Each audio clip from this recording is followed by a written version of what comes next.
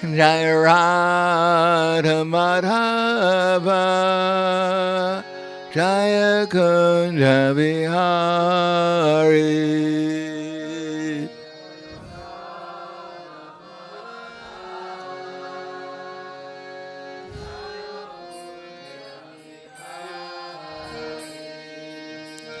Jaya Radha Madhava Jaya Kunja Bihari.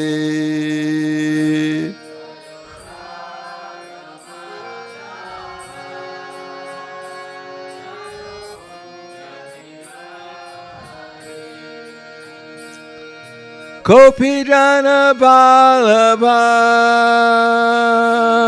Grivaradari Jaya Grivaradari.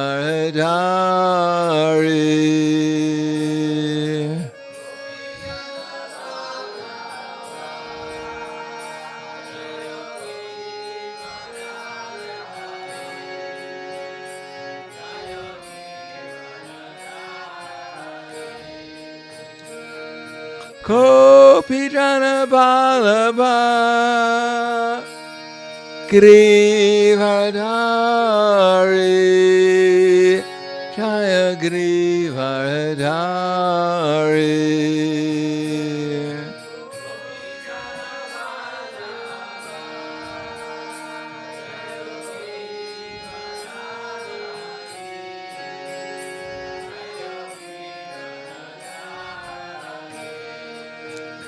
Yasodanandana Raja Dhanaranjana Jaya Raja Dhanaranjana.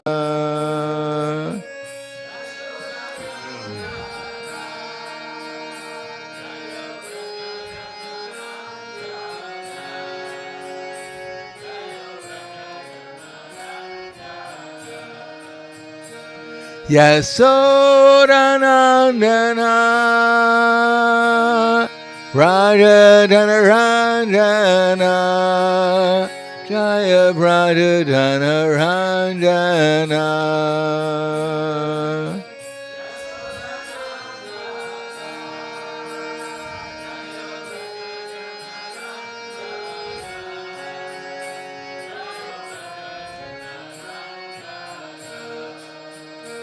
Yasodanandana Raja Dhanaranjana Jaya Raja Dhanaranjana.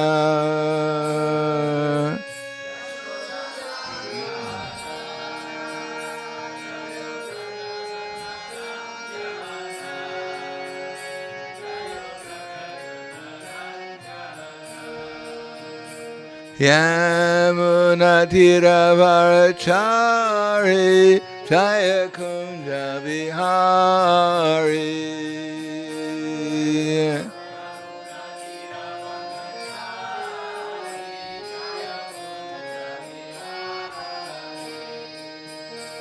Yamuna Tiravarachari Jaya Kunja Vihari.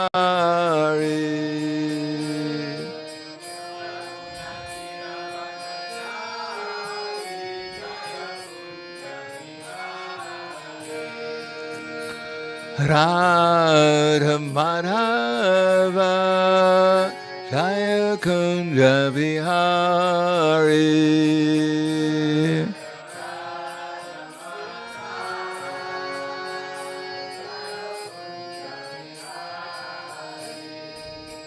Jaya Radha Madhava Jaya Kunja Vihari.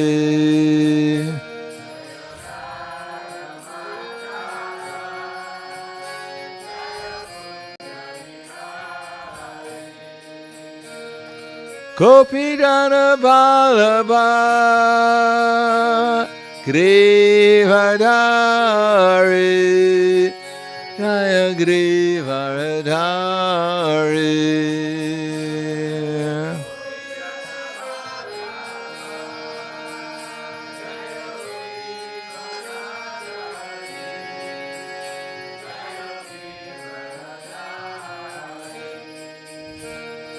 Gopijana Vallabha Grivadari Jaya Grivadari.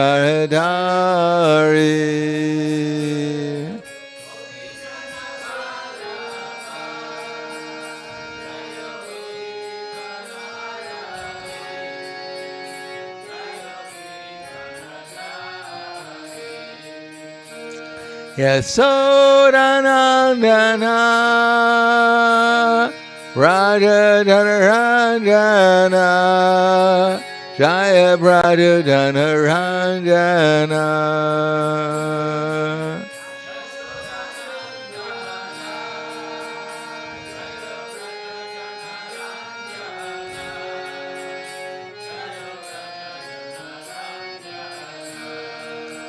Yasodanandana Radha-dana-ranjana Jaya Radha-dana-ranjana.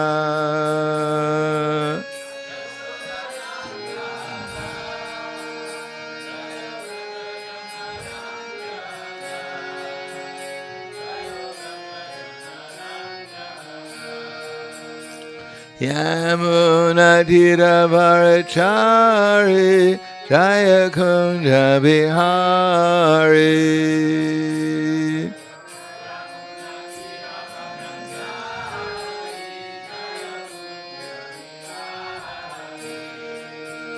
Yamunatiravarachari Jaya Kunja Bihari.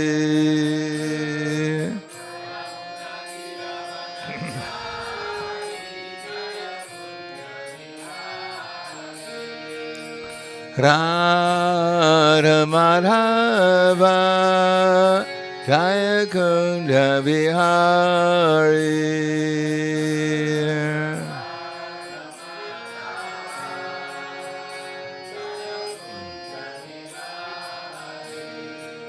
Jaya Radha Madhava Jaya Kunja Bihari.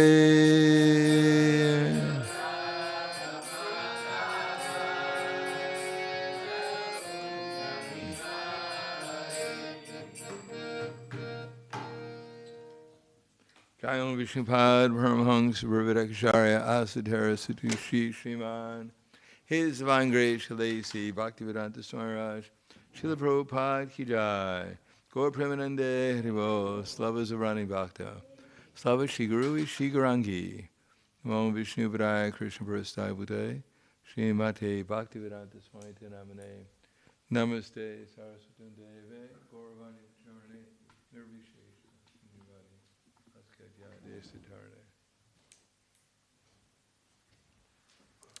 Om Agyanativanandasya Gananjana Salakaya Chaksur Militam Yena Tasmai Shri Guruve Namaha Shri Chaitanya Manobishtam Stapitam Yena Bhutale Swayam Rupa Kadamaya Tadati Swapadantikam Vandeham Shri Guru Shri Yuta Parakamalam Shri Guru Vaishnavam Cha Shri Rupam Sagrajatam Sahagana Raghunatam Vitam Tam Sajivam Sadvaitam Savadutam Vrijana Saitam Krishna Chaitanya Devam Shri Radha Krishna Padan Sahagana Lalita Shiva Sakans Vitam Scha Hey Krishna Karna Sindho Dinabando Jagatpate Gopesha Gopika Kanta Radha Kanta Namostute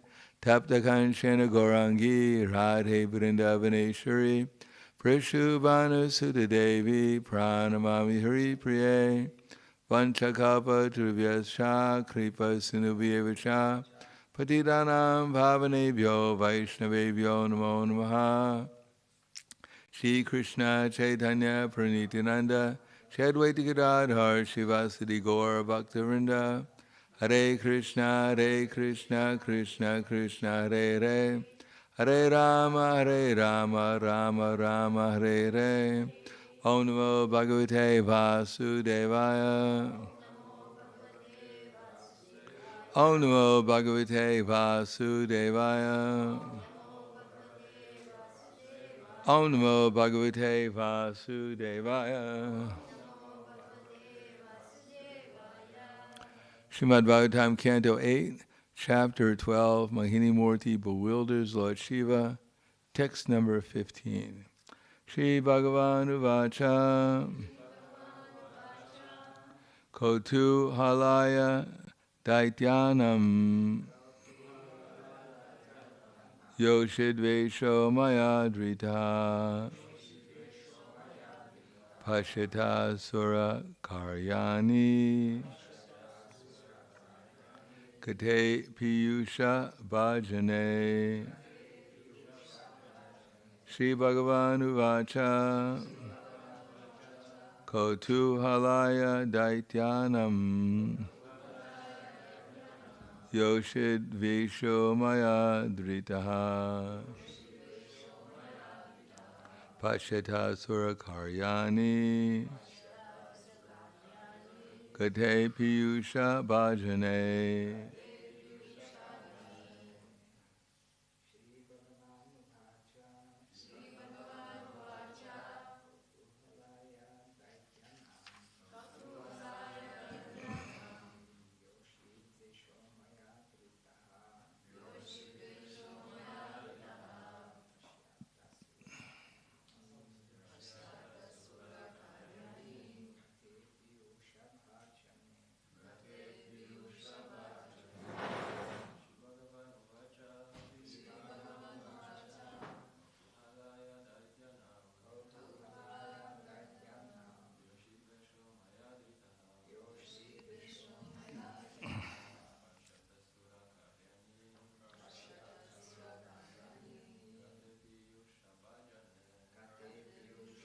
Bhajane. Ladies. Shri Bhagavan Uvacha Kotuhalaya Daityanam Yoshidvesho Mayadritaha Paishita Surakaryani Kate Piyusha Bhajane. Do you speak Croatian, Mataji? What's that? No. Can you translate for her?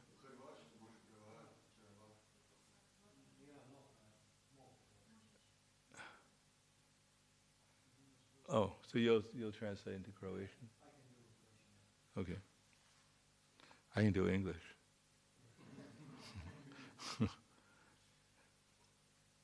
Shiva, and I think Sri Devi can do Hindi also, right? No, Guru Maharaj, not so great in Hindi, honestly. No? What's the other language you speak? I speak Marathi, I speak Gujarati, I speak little Tamil and Kannada, and little Hindi, but not proficient in any. Okay, enough to watch a movie. Enough to watch a movie.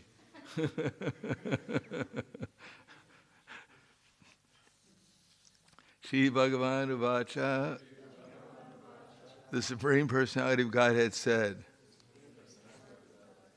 Ko tu halaya, further bewildering, Daityanam, of the demons, Yoshidveshaha, the form of a beautiful woman,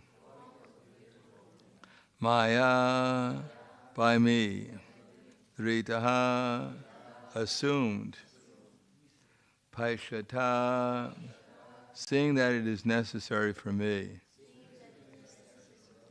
Surakaryani, for executing the interests of the demigods,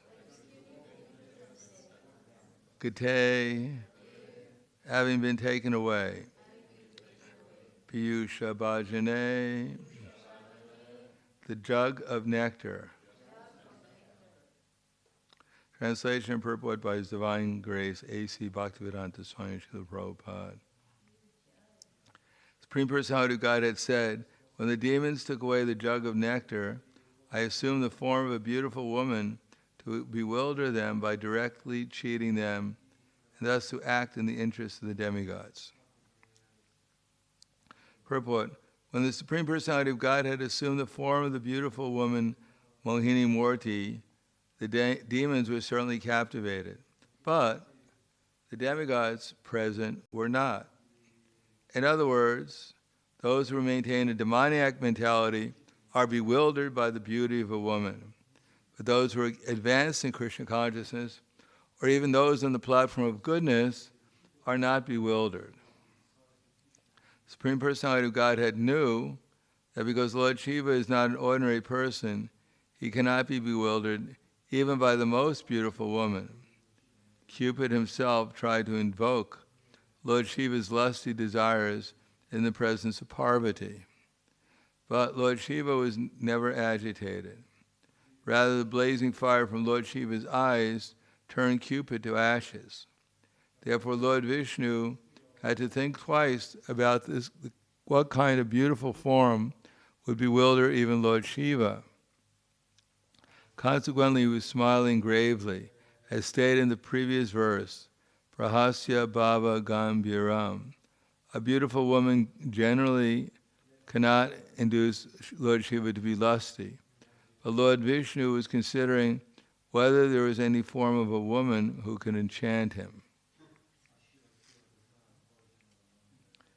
Tatteham darshiyas yishami drid diriksho sura satama kaminam vahu mantavyam sankalpa prabhavodayam.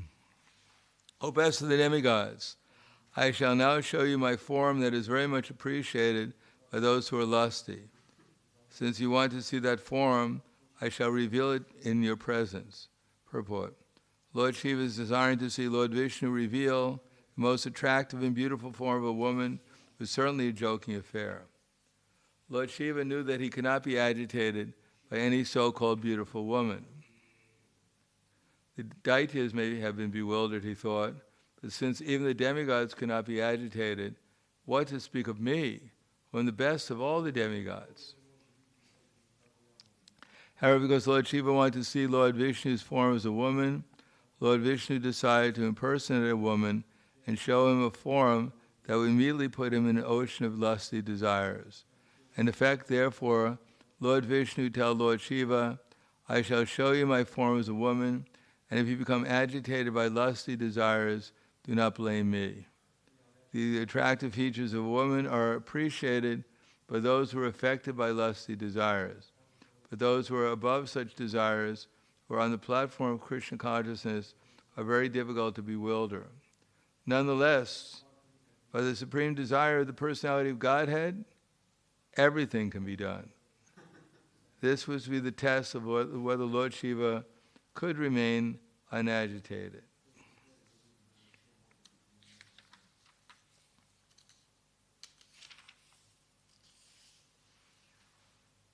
Now the question is, if after hearing this, are we going to become agitated? Namo Vishnu Vidaya Krishna Prasthaya Bhutaya Srimate Bhakti-Vedanta Swami Namane Namaste Saraswatunde Ve Gauravani Pracharane Nirvishesha Shunyavadi Paskyatyade Siddharane. Before I read any more, maybe I will read some more, as Krishna is known as Achintya, inconceivable. So his pastimes are also inconceivable. The Lord Shiva, he's generally not bewildered at all, even by his own wife, Parvati, who is an expansion of Srimati Radharani for the creation, maintenance, and destruction of the material world, and who can practically bewilder anyone within this universe. Lord Shiva is not agitated by her, although he's intimately connected with her.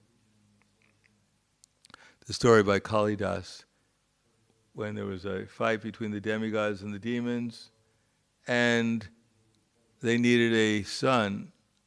They needed a general. The demigods needed a general who could help them in the war against the demons.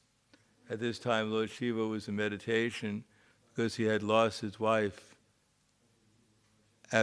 because Sati had committed sati, or suicide, And therefore Lord Shiva was lamenting, well, not lamenting, but he was in meditation, feeling separation from Sati.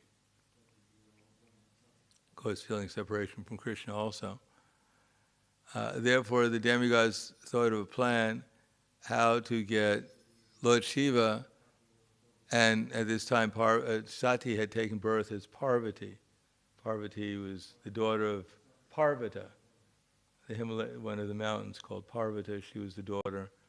And so the demigods induced Parvati to try to seduce or agitate Lord Shiva. But Kalidas, in his poem, he says that Lord Shiva is called Dhira. He was so sober that even his Parvati could not agitate him.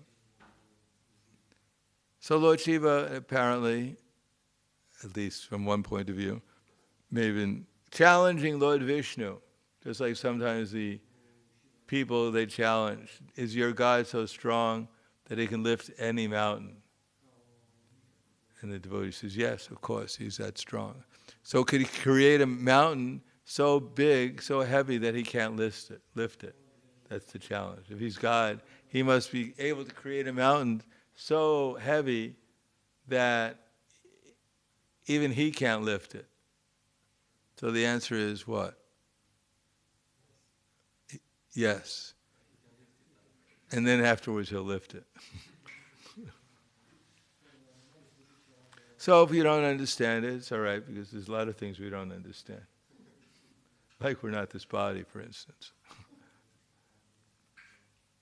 Still, here Lord Shiva, who's constantly fixing his mind upon Krishna, and as it says, Yadavadi mama Krishna cheta padara vinde, nava nava rasa daman yutam rasimati sit, tadavadi nari sangame smaryamane, bhavati mukha shusti vikara shusti vinamcha. That Jamunacharya, he's praying that ever since I've been engaged in meditating upon the Supreme Personality of Godhead and relishing ever new happiness by doing so, whenever I think of my previous association with women, I become disgusted at the thought. That Jamunacharya was a king, and therefore he had ample opportunity for sense gratification. But he also was a devotee, a great devotee. He became a great devotee, and therefore he was constantly in trance, meditating upon Krishna.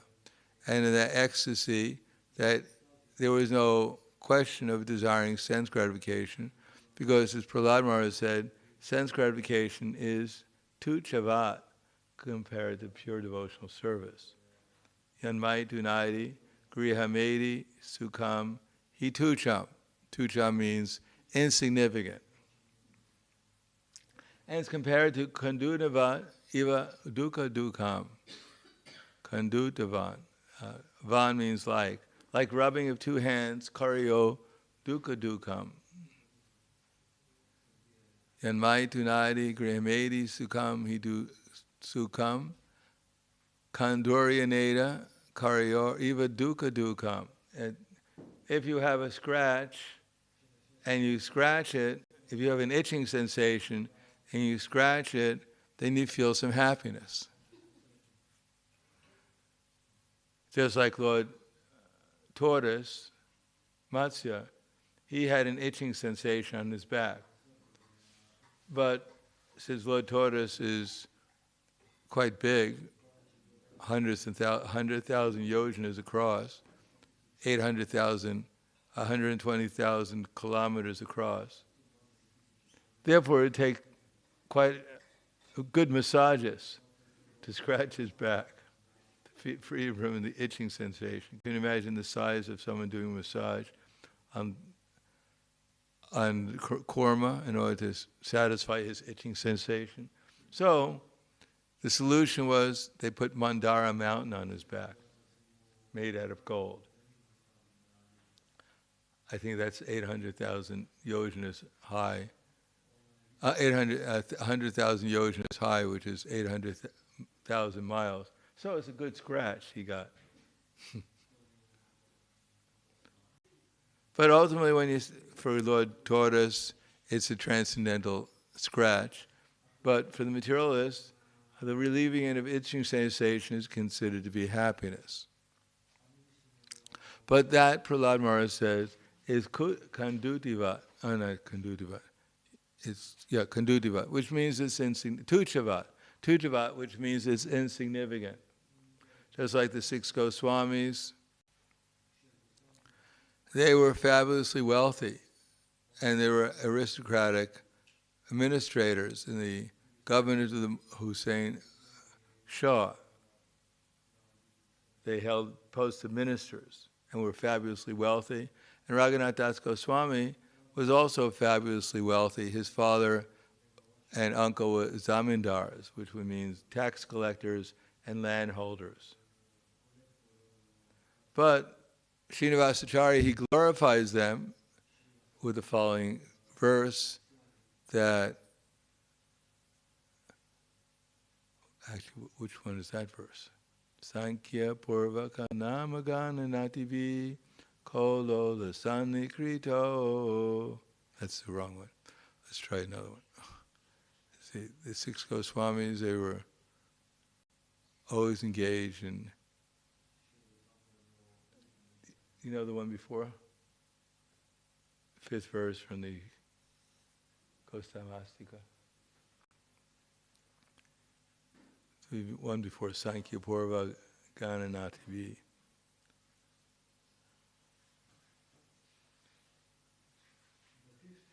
Fifth, yeah. No, that's not it. We'll try the next one. Or the one before that. Before Sankhya Purva. What's that? No. No, the one before Sankhya Purvaka Namikani Dati B.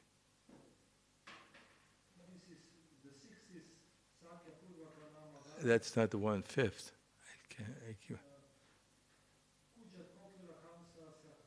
No, that's not right. No, that's not it. That's not. What about the one before that? That's not right either. That's not possible. Sankhya Purvaka Namagana Nativi Kolola Sanikrito Nidrahara Viharakadi Vijito Satyanka Chido Dano Gopi Bhava Rasamrita Dilahari Kolola Sanikrito Bande Rupa Sanatano Raghuyago Shri Jiva Gopala Go. So what's the first word of that again? Tyaktva Turnama Shesha Mandala Pati Shrenim Sada Tuchavat. See, here we have the word Tuchavat again. That the 6 Goswamis, they were, what's that first word again? Tyaktva, to give up. Tyaktva Turnam Ashesha Mandala Pati. Ashesha Mandalapati. Mandala is what? It's the world. It's the whole world. Pati, they were lords of the world.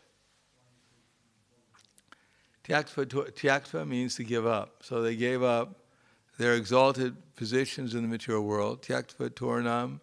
Ashesha means unlimited. They had so much power and opulence that practically was unlimited. Mandalapati. Shrenim Sada Tuchavat, as if something insignificant.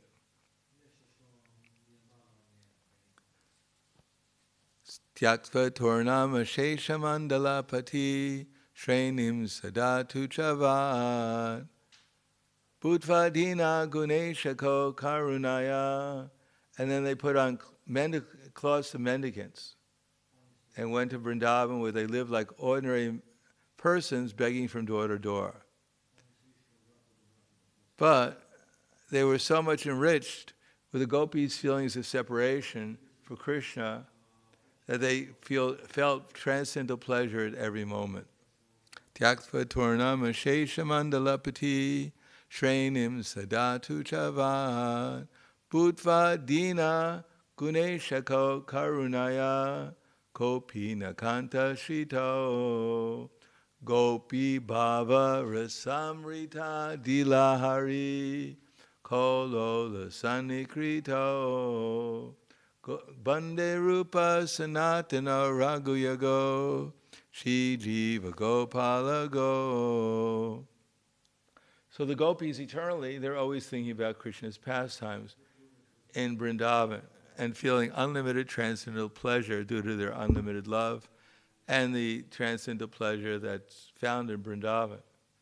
And therefore all other experiences other in the material world or even the spiritual world seem to be insignificant. So that's our basic principle. Vishayavinivartante nirharasya dehinam rasavarjam rasopyasya param drishva nivartate. That the embodied soul may be restricted from sense enjoyment, although the taste for sense objects remains, but ceasing such engagements by experiencing a higher taste, one becomes fixed in consciousness. So this is what all the great devotees show us, and the lesson is that although we may think it not as so important to fix our mind upon Krishna, but the whole idea is that if we become convinced that if I can simply concentrate my mind upon Krishna in a favorable way, then I can feel some happiness. And that happiness will be greater than any temporary happiness I can feel in the material world. As it says in the Bhagavad, but there's some preliminary qualifications. As a matter of fact, there's a lot of preliminary qualifications, such as in the Bhagavad Gita, Krishna says, Vidya Vanaya Sampane, Buddhya Vishuddhya Yukto, Chitatmana Niyamyacha. Shabdadim, that's not right. Buddhya? Interesting.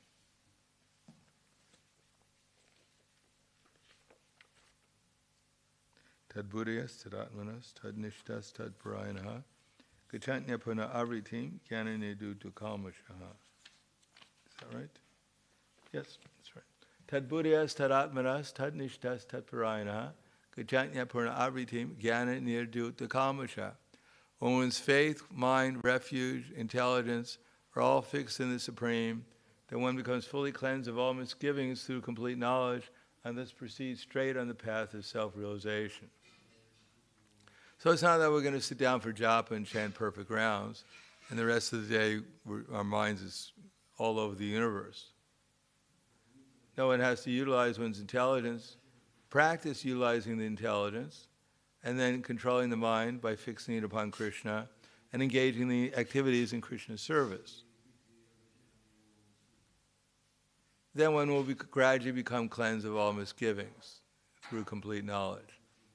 In other words, the lusty, angry, greedy, illusory, forgetful experiences that we have in the material world will gradually be cleansed away. And what will we see? What will be the great revelation? Krishna says, Vidya Vanaya Sampane Brahmani Gavihasani Shuni Chaiva Swapakecha Pandita Samadarshana. We'll be able to see all living entities on the same spiritual level, whether it be a dog, or a dog eater, or a cat, or a elephant, or a Brahmin. We'll all see them as Krishna's eternal servants within a material body. Ihaiva terajita sarge yesham samye sitamanak nidoshim hi samam brahma nidoshim hi samam brahma tasma brahmani te siddha. When one's situated in equanimity, the mind is not hankering or lamenting anymore, hankering to exploit others or wanting to be exploited by others. Then one is said to be in equanimity. Ihaiva terajita sargo yesam samye samanmanak nidoshim hi samam brahma tasma brahmani te siddha. Then there's nirdosham, then there's no fault in his existence. One is always peaceful and happy, unagitated. Nipravishat priyam prapya nodvijat chapriyam stira buddhira samudo brahmavid brahmani sitaha. That a person who doesn't hanker for what he doesn't have, nor lament about what he lost, who is self-intelligent, unbewildered, and who knows the science of God, is said to be situated in transcendence. And how does he see things? Vaya sparshe visaktatma vindyatmini yasukam sabrahma yoga yuktatma sukham akshayam ashnute. Such a person is situated in trance and is self-controlled. He's not attracted to external sense objects, but is always in trance, enjoying the pleasure from within. In this way, the self-realized soul enjoys unlimited happiness because he concentrates on the Supreme. So we're just trying to learn the technique, the activities necessary to fix our minds upon Krishna and to concentrate our minds upon Krishna. And if we do that, then we'll enjoy unlimited pleasure from within. Now what's the alternative? Sparshe yehi samsparshya boga, dukkha yoni evate, adyantavanta kontiya nateshu ramate buddha. Such a person is not attracted to temporary sense objects because he knows that such pleasures have a beginning and an end, and so the wise man doesn't delight in them. Okay, but I'm still attracted, so what should I do? I know I shouldn't be attracted. Kama Shaknoti haiva yakshodum praksharira vimokshana kama krodo bhavan vegans yukta sasukinara. Before giving up this present body, if one is able to tolerate the urges of the senses and check the force of desire and anger, he's a yogi and he's happy in this world. So yes, there's going to be vagums, pushings of the senses, but we have to learn tolerance. So Krishna, in Bhagavad Gita, this is what he stresses. You're not this body, but still you have to learn tolerance. You may not be this body.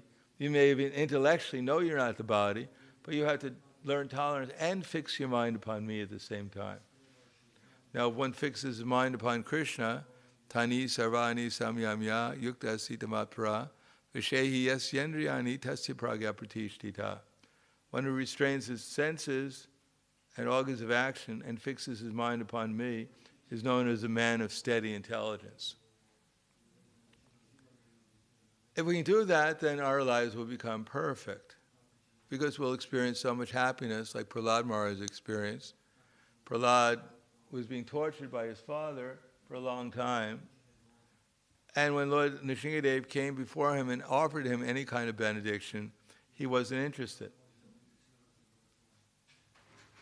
He didn't say, take me to the emergency ward of the hospital, that last trident that they stuck into me hurts. No, he didn't complain, he didn't want anything. He simply said, Naiva dvije paradharatya vaitaranyas, tvavirya gayana mahamrita magni chitak, soche vimuka chetasa indriyaratam, maya sukhayam bharam udvatam vimudam. That I don't need anything. That now that I'm chanting your glories, I'm merging into an ocean of pleasure, of happiness, and I'm completely satisfied. But whenever I think of the suffering conditioned souls, I become compassionate.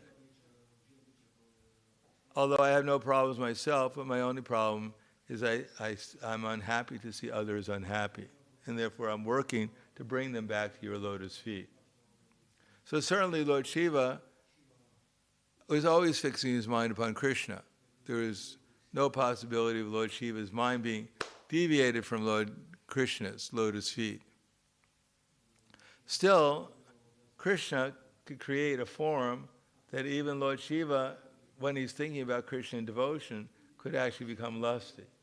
So what kind of lust that is, or how that happens, we cannot conceive of. But in any case, we should keep that in mind rather than criticize Lord Shiva. Oh, Lord Shiva lost his senses, lost control of his senses. If he can't do it, then how can I do it? That's usually an excuse. So it's too much for such a great personality to do, so I have a great excuse why I should fall down. And when they criticize me, they say, well, do you want to criticize Lord Shiva also? He also fell down. Everyone falls down. Brahma fell down, Shiva fell down. The only person that doesn't fall down is Vishnu, but I'm not claiming to be Vishnu. so I have a good excuse. No, we should keep in mind that, first of all, I don't think Lord Vishnu has to show us, or Lord Krishna has to show us a form of Mohini Murti for us to become bewildered. But we should keep in mind also that when Krishna didn't want the demigods to become bewildered, although they saw the form of Mohini Murti, that they didn't become bewildered. So this is very special manifestation specifically for Lord Shiva. Otherwise, Lord Vishnu doesn't have any need to show such a form to anyone. But he showed especially to Lord Shiva for illustrating some point. Number one, we shouldn't become too proud that we're the controller of all our senses. Then we'll get into difficulty. And number two, there are special, Krishna has unlimited potency, and we can never underestimate what he can do if he wants to do it. There's nothing he can't do if he wants to do it. Okay, thank you very much. Any questions or comments? Yes.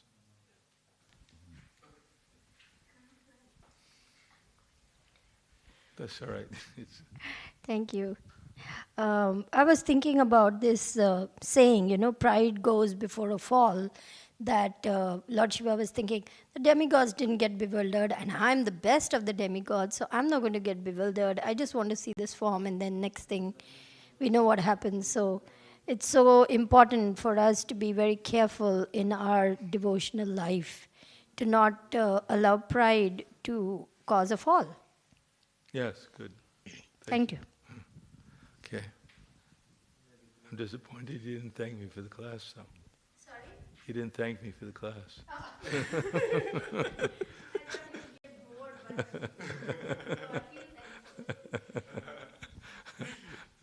but Hare Krishna Maharaj, thank you for the class.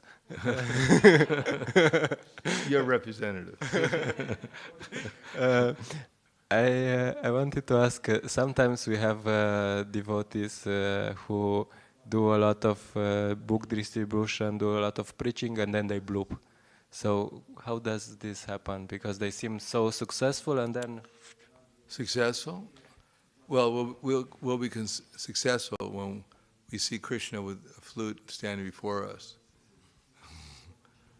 And we're manifesting our original spiritual identity. Then we're successful. Distributing books is nice. That can lead to success. It's part of the process. But success is explained by Rupa Goswami in the Nectar, or in the Bhakti Rasamrita Sindhu. Success is going from Shraddha to Prema. Not simply distributing a lot of books or getting some position. It's being completely dedicated to pleasing Krishna 100% of the time with full determination. In any case, if one distributes books or one does any service to Krishna, there's no loss or diminution. And eventually one will get tired of the material energy and come back to Krishna's feet, start where we left off. Anything else? Yes.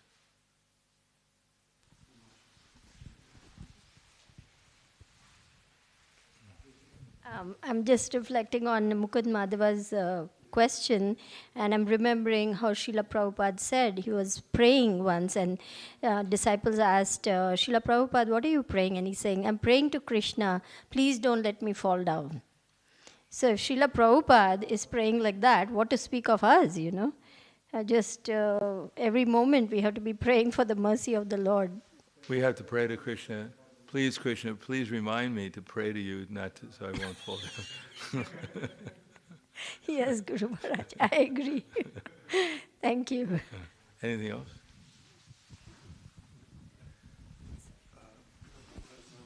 A question. Shiva is in goodness, so he was not disturbed by lust, but burning Cupid to ashes, how is that sign of mode of goodness? First question. Okay. Well, I don't know exactly what mood he was when he burned Cupid to ashes, but obviously Lord Shiva is known as Sri Linga, like Parvati's Sri Linga, so he can manifest different modes of nature according to his pastimes. So if you're Cupid, he's not Vishnu. In that story of Lord Shiva, Lord Brahma, and Lord Vishnu, Brigamuni, coming testing who's the most tolerant. Brigamuni, he didn't offer obeisances to Lord Brahma, and Lord Brahma was going to curse him, but his intelligence stopped him from cursing his son, Brigamuni. Brigamuni then went to Lord Shiva, who tried to embrace him, and Lord Shiva and Lord Brigamuni said, "Go away! Don't touch me! You're filthy! You're full of ashes and bad association." So Lord Shiva was going to kill him, but Parvati saved Brigamuni. Only Lord Vishnu was so tolerant that Brigamuni even kicked him in the chest, and Lord Vishnu was completely undisturbed.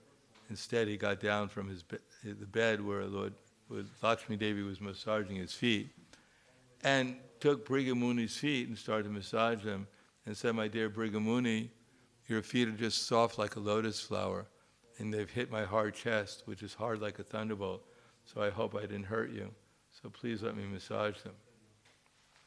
And now that your lotus foot has touched my hard chest, it's purified me.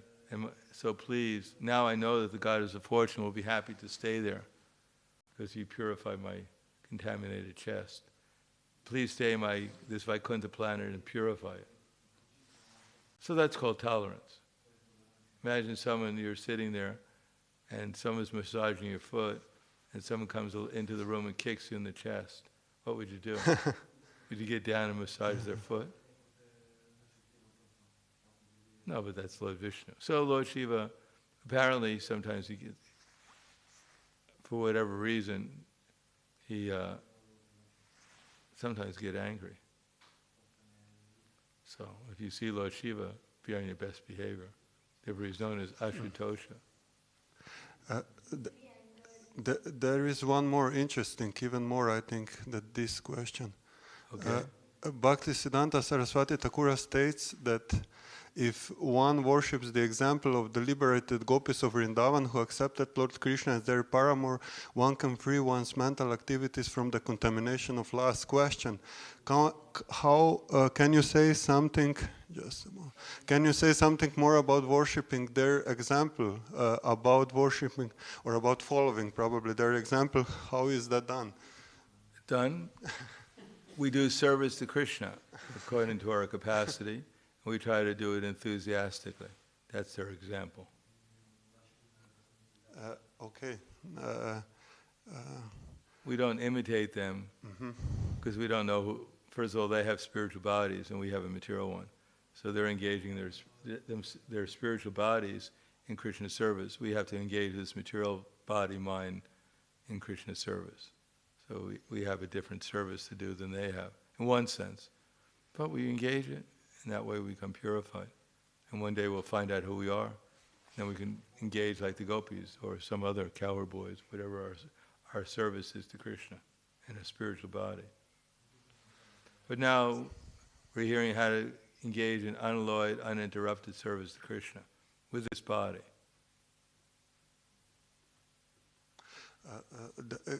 Valabi Knapp has one more question. Okay. And I would attach my question to her question. You were mentioning something about this college. Somehow had to, because she is asking a question: is humanism a bad thing? And probably this. What college? I don't remember. Did I say the word college today? No, yesterday you were mentioning Radhadesh. Huh? Something about Radhadesh. Yeah. About how Yeah, I know. You have to submit to. Yeah, to they this. don't like anything absolute. Yeah, everything like this. has to be relative. So my question would be also, and she is asking: is humanism a bad thing? Because What do you mean by humanism? The idea that human beings are in the center of the universe, and they determine their own. Yeah, of course, it's demoniac. It's atheistic, demoniac, materialistic philosophy. It'll send one to the darkest regions of ignorance. What about this issue, Upanishadic mantra, who says we should know side by sides? Yeah, you should know everything. You should know how this so-called material world is related to Krishna, side by side. to knowing about the spiritual world too. But then you have to know also what materialists somehow You how don't they have to know conceive that. of. That will all be revealed to you if you know those two things. Okay. If you know how everything comes from Krishna, you know that Krishna is the source of everything, and you know who Krishna is, and you don't have to, all these other things will be revealed. So we don't have to go on internet and check some theories or, No, or of course something. not. You just get bewildered. But is there some excuse for doing that? You could find one if you want to.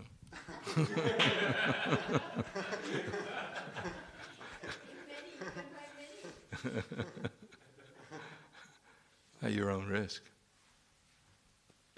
All right, thank you very much. Grantaraj Srimad Bhagavatam ki jai, Srila Prabhupada ki jai, Gaur Premanande.